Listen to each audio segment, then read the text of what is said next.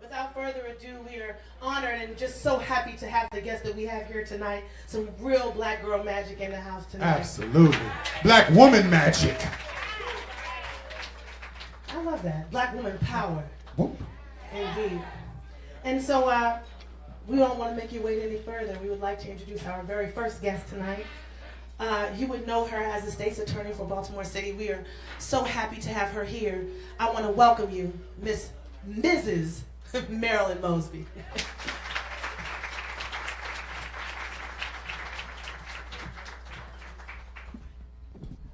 Thank you.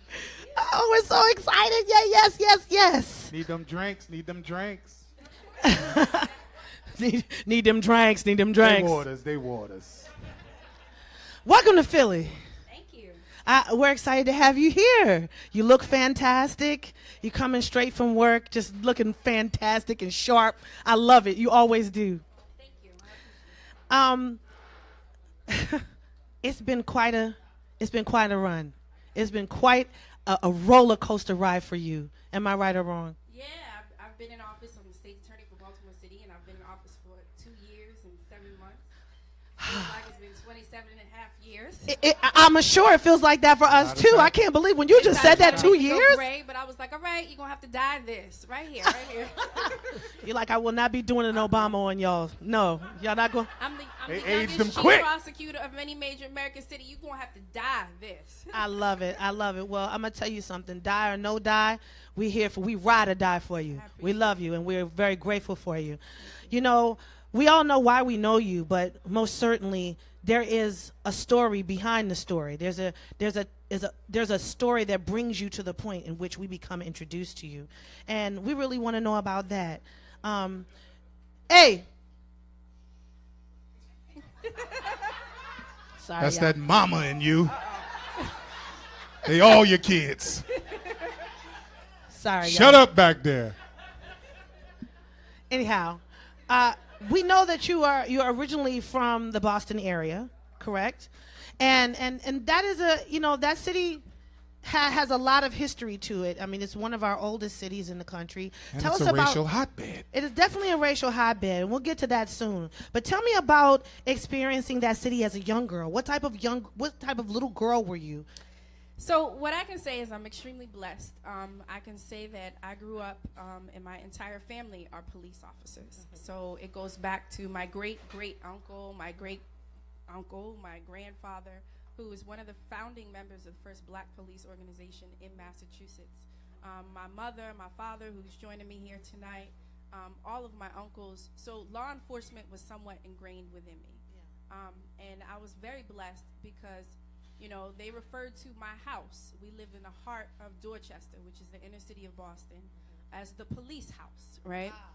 And I didn't appreciate it then, but I can look at it in retrospect and appreciate it now. My grandfather was not only a paternalistic sort of figure for me, but he was a paternalistic figure for the entire community. So he was the ideal sort of community police officer. He would open up our home to, the troubled children within the community. And every time I came home, there was somebody else like, hey, cuz. And I'm like, who are you? Right? Like, I don't even know you. But, in retrospect, you really appreciate that. So it was that community policing aspect of it and the importance of that role that he played was extremely instrumental in who I became. And so it's safe to say that you were able to experience what might be the ideal kind of relationship that the police would have with their community just based on your own growing up. Absolutely. I mean, like I said, he was an example not just for me, but for our entire family. We had a billiards table in our house. We had an indoor pool. There were constantly children. An indoor pool? We did. Oh, my. We had an indoor pool. Oh, my. Y'all was bougie. No, Dad, can we come over to the house sometime? No. Bring the kids. My grandfather worked really, really, really I'm hard. messing It was with you. 7, he had 7 brothers and sisters. Well, 7 brothers, 1 sister. So we have a really close-knit family. And again, he opened that up. So there were constantly folks who looked at my family like they were their family. And, he changed people's lives. And, that's something that was instilled in me.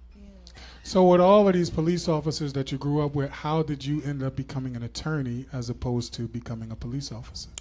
So actually, it was a tragedy that kind of spawned my passion. You know, growing up in the police house, you kind of think that you're safe from and immune to violence, right? And when I was about 14 years old, my cousin, who grew up with me like a brother, we lived right across the street from my grandparents' home. We both had aspirations of being first-generation college students because, you know, none of my family had graduated from college. And he was killed right outside of my home in broad daylight when he was mistaken as a neighborhood drug dealer. And it's an image that to this very day is still branded in my mind. If it wasn't for a neighbor who cooperated with police, testified in court, my family wouldn't have received any sort of justice. But this was my first sort of introduction to the criminal justice system. I had gone to the police station and sat with my mom on Friday nights in the booking area, but I had never gone into a courtroom and seen the number of African Americans that were coming in and out in chains and shackles. That bothered me at 14 years old. And what was even more perplexing to me at that age was the fact that I had my cousin with all these dreams, all these aspirations, who was now going to a grave, but the individual responsible for his death was also 17 years old. So his life was taken that quickly. And I couldn't understand how systemically we couldn't have gotten to that young man before he elected to take my cousin's life.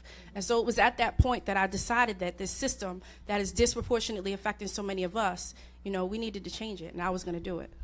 Wow. I mean, one of my questions was, did you think that the criminal justice system is stacked against African Americans, and how does that affect your work? And that kind of speaks to what that question was already, but what would you say to that? So, I mean, yeah, you got to look at the criminal justice system from the very beginning, you know, from targeting in certain areas. We look at failed policies of the past, you know, the failed war on drugs, which really was a war on black people, and the negative sort of impact that has had on communities of color. And so, you know, what's extremely frustrating for me is that oftentimes we look at these numbers of young African-American men who are just slaughtered in these streets, and we look at it as just numbers, right? You know, in 2015, we had in Baltimore 344 homicides. 2016, we had 314. We're now up to well over 220, and we're just in August. But we never really kind of address the way, the systemic sort of issues that are at play, right? We want solutions. We want, you know, to figure out how we can end this violence, but we never address those issues as to how this takes place. When you look at like a city like mine in Baltimore, where 24% of Baltimore's population lives in poverty, 35% of children live below poverty, there are over 18,000 vacant houses, 16,000 vacant lots. We look at the unemployment rate, you know, from young African-American men between the ages of 18 and 24, which is more than twice as high than that of whites. If we don't address those systemic issues, and it's had a disproportionate impact, that targeting, you know, the mass incarceration of nonviolent offenders, it's had an impact on our communities, and we're seeing the results of that. So how did you come to be in Baltimore? What brought you to Baltimore City? So what actually brought me to Baltimore was, I before I get to Baltimore, I was part of one of the longest standing desegregation programs in the country. So I was bused an hour out of the inner city of Boston to one of the richest towns in Massachusetts, where when I first started in the second grade, a little 6-year-old, I was the only black child in the entire school. So the only sort of perception that, you know, very many of the children had came through the negative light of the media and through what they referred to us as Metco kids. So very early on, I took on that positive representation of black people. I was on SGA, co-editor of the school newspaper, you know, bringing diversity workshops to the school, you know, but by the time I finished high school, graduated top of my class in all honors classes, I was tired. So I only applied to 3 schools, Tuskegee, Spelman, and Hampton, and I got a presidential scholarship to Tuskegee.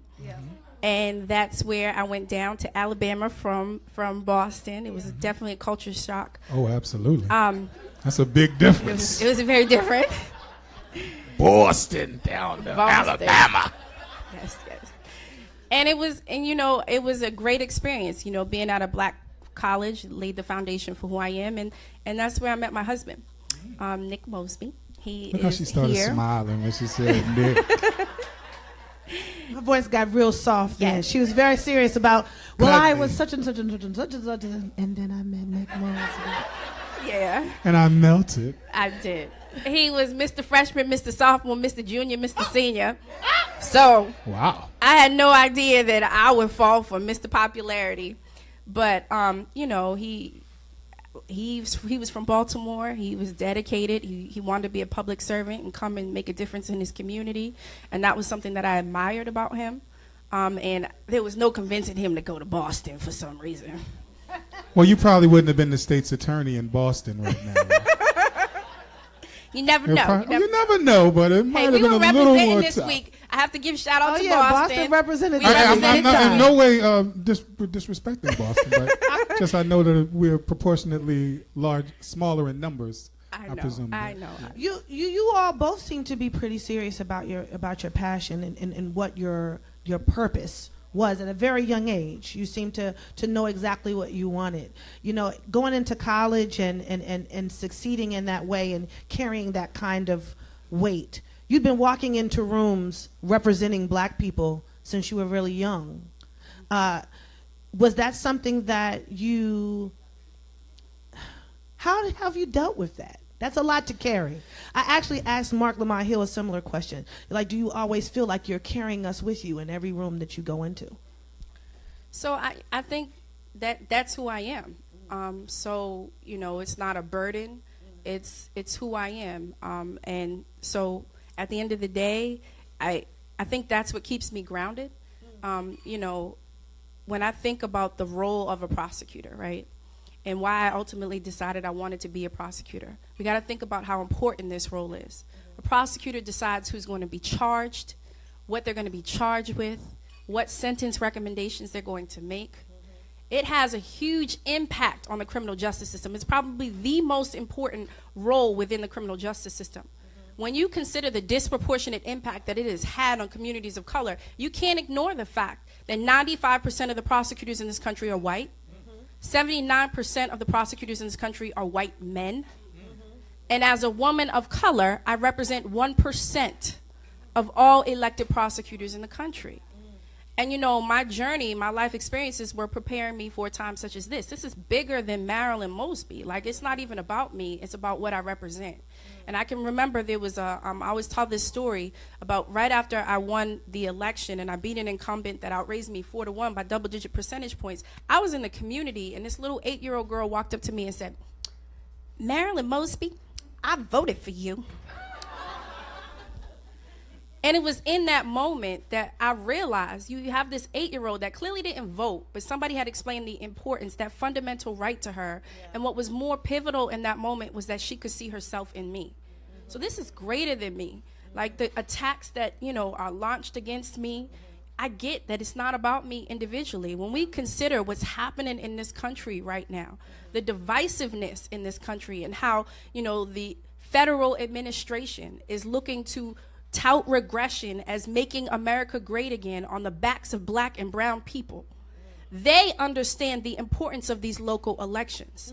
There's a reason why they started a super PAC in my local election. My election is next June. They started a super PAC, the National Fraternal Order of Police, because you know, when we look at the conservatives in that movement, they understand that for far too long they appreciate the word federalism and states' rights. Yeah. This is now the time that we need to do that. Absolutely. So I think that you probably, going into this particular election, knew that you would get a lot of backlash from the police. But did it surprise you over this past year how many attacks you've gotten from the legal community, specifically people tied to some of the most prestigious law schools in the country have come out and said some pretty scathing things about your decisions and the decisions that you made in the Freddie Gray case? So what I can say. Hello. Oh. Come on, black people. Come on. What I can say about the whole Freddie Gray case is that I would not do anything differently. You had a 25-year-old innocent young black man who made eye contact with the police, who was wrongfully arrested, who was put into a wagon head first, feet shackled, and handcuffed. He was injured inside of that wagon And for numerous stops, they ignored his pleas for medical attention. I would not do anything differently. And so what I can also say is that we have more evidence in that case than we do for a number of the circumstantial cases that we charge. We charge 50,000 cases a year in Baltimore City. And so, you know, that accountability, which is not typically seen, right? Where you hold individuals accountable, you're applying justice fairly and equally to everybody, regardless of your sex, your religion, or your occupation. That accountability was had. That accountability led to exposure. We had the Department of Justice that came in a week after I announced those charges. They exposed the discriminatory policing practices of one of the largest agencies in the country, police organizations. That accountability led to exposure. That exposure ultimately led to reform. We now have a federally enforceable consent decree, right? Even despite the Trump administration that tried to forestall it. So the highlight and the focus is on this police department that, you know, for a very long time, the things that are now being exposed, we've known about in our communities for a very long time. Yeah. So I'm not worried about the naysayers and the haters, right? Mm-hmm. Because at the end of the day, I went into this to reform the criminal justice system. I can say that we successfully did that in 18 months. Absolutely. Absolutely. Y'all clap it up. That deserves a bigger clap than that. We got more claps for stars. Y'all need to get some more claps for that. Well, clearly you did not have a bias against the police with your upbringing. Why do you think you got such a raw deal from so many of the officers? Do you feel that it is just simply because they're not used to being brought up on charges or being accountable for things that they do that is incorrect? I mean, I think that's seen. I mean, how often was that done? You know, before that time. It's not even since. I mean, and even since. So it's definitely a culture shift. And I think that even in Baltimore right now, we're in a state of transition. And I think that when you're in the midst of the storm, change is hard to go through. Believe me, I know I was in the midst of it all. Yeah. My personal, professional, every integrity, my family, everything was attacked. But understanding and recognizing that every, you know, step towards justice is always worth the price paid for its pursuit. We are bettering this system, and every obstacle, every hurdle, you know, that I've had to overcome throughout this ordeal has brought us one step closer to equality in this country. Mm-hmm. And so it's, again, greater than me. Yeah. So I'm willing to make that personal sacrifice. Wow. I was going to ask, because this case got so much notoriety, just knowing that you just said that y'all prosecute 50,000 cases a year, mm-hmm. like, this case got all this notoriety, but I'm sure you have dealt with many a case that deserve this kind of recognition, or even more so. Like, did it surprise you that this case took on such a life of its own? So, no, I think it was the product of the time. You know, I was only in office for 3 months at the time of the Freddie Gray case, but you got to think about everything that was happening across the country. You know, a number of black men were being killed. And nothing was happening. And then it happened in my neck of the woods. Mm-hmm. And, you know, I did my job. It was the perfect storm. I did my job, and, you know, I wouldn't change anything. But the one thing that I can say is that it's overshadowed all of the progress in the state's attorney's office. You know, I've been in office for 2 years and 7 months. I've taken a holistic sort of approach to prosecution, which is, again, an untraditional sort of approach. We've had this tough on crime approach where we lock up everybody. It's resulted in mass incarceration. We can't do that anymore. You know, we prosecute 50,000 cases a year in Baltimore City. I have a 93% felony conviction rate. So we distinguish between individuals with no code of ethics killing women and killing children. I'm going to be reactive because that's a traditional role of a prosecutor. I have no problem doing that. You know, BGF executioners, I'll get you. I've been flipped off by them. It doesn't make a difference. They're now facing life plus 240 years. But you also have to ensure that we are getting to our young people before they get to the criminal justice system. You have to ensure that you're giving people an opportunity to address those systemic issues. I have a program called Aim to Be More. It's for first-time nonviolent felony drug offenders. They go through a probationary period where they learn life skills and jobs. They get job training skills. They do community service, and at the end of that probationary period, they're given a job and their felony records are wiped clean. Why am I doing something like that, right? Well, when you get these felony convictions, for far too long in our communities, you're deemed a second-class citizen for the remainder of your life. You can no longer apply for a job. You can no longer apply for housing. You can't go back to school because you can't get any financial aid. And so what other recourse do you have but to go out doing what you were doing in the first place? I've made that, a priority. That's the only program. It's modeled after Senator Kamala Harris's Back on Track program. We've gotten the largest grant that we've ever received for victim witness services in the home of witness intimidation, where the stop stitching mentality began. We got $2.4 million to be able to better protect victims and witnesses of crime. When it comes to my youth programs, again, I get criticized because they're saying, oh, that's not the role of a prosecutor. That's the problem. For far too long, it hasn't been, and it should be. We have the Junior State's Attorney program, where we can remember when we had officer friendly in our schools, right? We had a rapport with law enforcement. I take 45 young people from across the city of Baltimore and expose them to the positive careers in the criminal justice field. They go from the beginning of a case in the 911 call center, to the evidence control room, to the Foxtrot, to the boat, to Federal Circuit District Court, and at the culmination of 6 weeks in the summertime, when we complain about young people not having much to do, they do a mock trial competition at the University of Baltimore School of Law, where they can then see themselves as judges and prosecutors and police. That's awesome. That's awesome. You've also done a lot of, I will let you to it, because come on. Shoot. They need to be clapping for you when you wake up in the morning, do they? Nick? She wake up with her bonnet on, do y'all clap? Okay? Just you and the girls just need to slide on in. Set the alarm 10 minutes prior. Clappers!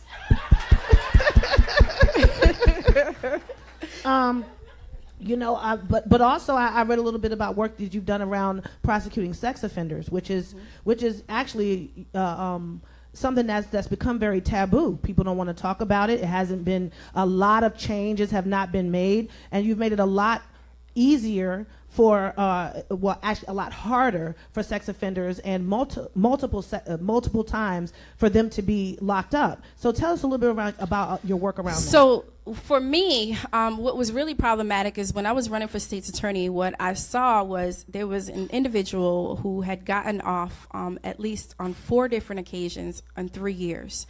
He was a serial predator. He was breaking into people's homes in my community, crawling in through the window, targeting women of color, mind you. And he would essentially rape them, tie them up, and then he would leave. He would leave some sort of semblance of him being there, and then he would leave. And then they made the connection. They were able to arrest him. But the way that he would get off is he was very articulate. He would get up on the stand and he would say, yeah, my DNA evidence is there, but these women consented to having intercourse with me. I was extremely offended, right? Because it's now this articulate man versus these black women who he's been targeting. He would say, I met them at a strip club. This gentleman was a Caucasian? Nope, he was a black man, but he was targeting black women, and he would say, she gave me her number, and this is how, and it became a he said, she said. Yeah. And so these women would have the courage and the audacity to testify against this man, and that's traumatizing.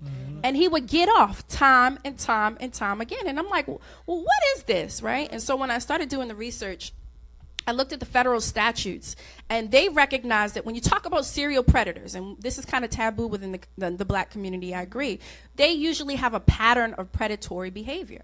And thus, their prior bad acts and accusations are tools for prosecutors to be able to utilize at trial. So federally, you've been accused of doing this before, and if the consent comes up, then you can utilize all these other accusations.